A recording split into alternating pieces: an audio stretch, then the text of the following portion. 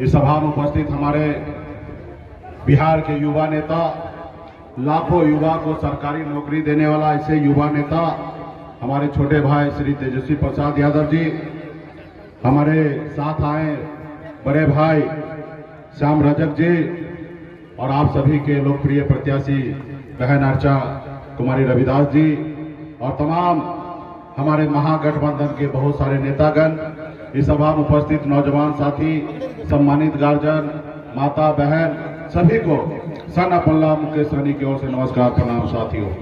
साथियों, ये चुनावी सभा है और अक्सर नेता आएंगे, बहुत कुछ बोलेंगे, लेकिन हम आपकी दिल की बात करेंगे। लोग अपनी मन की बात करते हैं, हम आपकी दिल की बात करेंगे। साथियों, मैं एक गरीब परिवार में जन्म लिया। 900 रुपया महीने पे मैं नौकरी करता था।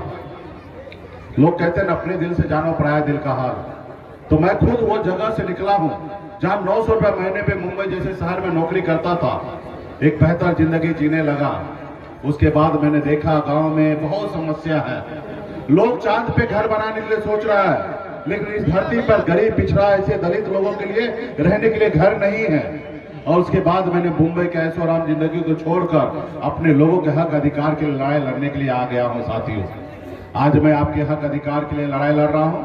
मुझे लग रहा है कि जो हमारे पूर्वज कभी देश की आजादी के लिए लड़ाई लड़ते थे, आज वही काम हम लोग कर रहे हैं अपने लोगों के हक अधिकार के लिए लड़ाई लड़ने के लिए। साथियों, ये देश आपका है, ये देश किसी का जागीर नहीं है। इस देश का मालिक जो है आप हैं, और जो देश का नेता जो होते हैं वो आपका सेवक होते हैं, वो आपके हक अधिकार के लिए काम करने के लिए होते हैं। अगर वही नेता अगर आपसे झूठ बोलने लगे, आपको गुमराह करने लगे, तो वो आपका नेता नहीं होगा। साथियों, वो आपका नेता नहीं होगा। इसलिए साथियों, कोई सरकारी नौकरी पे लगता है तो उसको 60 साल के बाद रिटायरमेंट होता है, लेकिन नेता के लिए ऐसा नहीं है।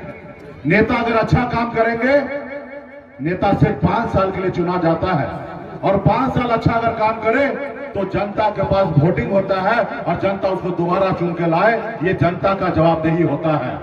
अगर वो नेता अगर अच्छा काम ना करे तो ये जनता का जवाबदेही है।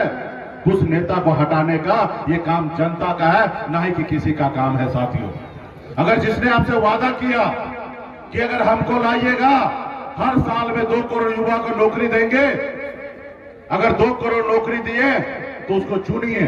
अगर वो झूठ बोले, अगर 2 करोड़ नौकरी युवा को नहीं दिए, तो आपका कर्तव्य बनता है कि उसको हटाने का काम आपका कर्तव्य होता है। अगर उन्होंने कहा किसान का आय अगर दुगुनी करेंगे, अगर दुगुनी हो गए तो आप उनको वोट दीजिए। अगर किसान अगर दुगुनी नहीं हुआ आई तो उसको हटाने का काम आपका है। साथियों, आपका है। उन्होंने कहा कि विदेश से काला धन लाएंगे और हर किसी के खाता में 15-15 लाख रुपया दे देंगे। अगर उन्होंने किसी विदेश से अगर काला धन लाया हो, अगर आपके खाता में 15 लाख दे दिया हो तो कोई बात नहीं, उनको वोट दीजिए। अगर यदि वो ना किया हो तो आपका कर्तव्य बनता है, आपका काम होता है कि ऐसे नेता को हटा देने के। साथियों, ऐसे नेता को हटा देने का। इसलिए साथियों, ये देश आपका है, आप इस देश का भविष्य है, और आपके उंगली में इतना ताकत है कि आपके उंगली से देश का भविष्य बनेगा। साथियों, आप आने वाला समय में जो चुनाव होगा उसमें अपने दिल पे हाथ देकर अपने बच्चे का भविष्य के बारे में सोचकर आप वोटिंग कीजिएगा। साथियों, आज देश में बताइए, आज संविधान खतरे में है। आज 2 मुख्यमंत्री को जेल में डाल दिया गया है। आज बताइए देश में क्या हो रहा है। आप हमें चंदा दो और हम आपको धंधा देते हैं। ये तो वही हो गया ना गुंडागर्दी वाला बात, जो गांव में आप देखते होंगे, शहर में देखते होंगे, जो गुंडा लोग हफ्ता लेता है।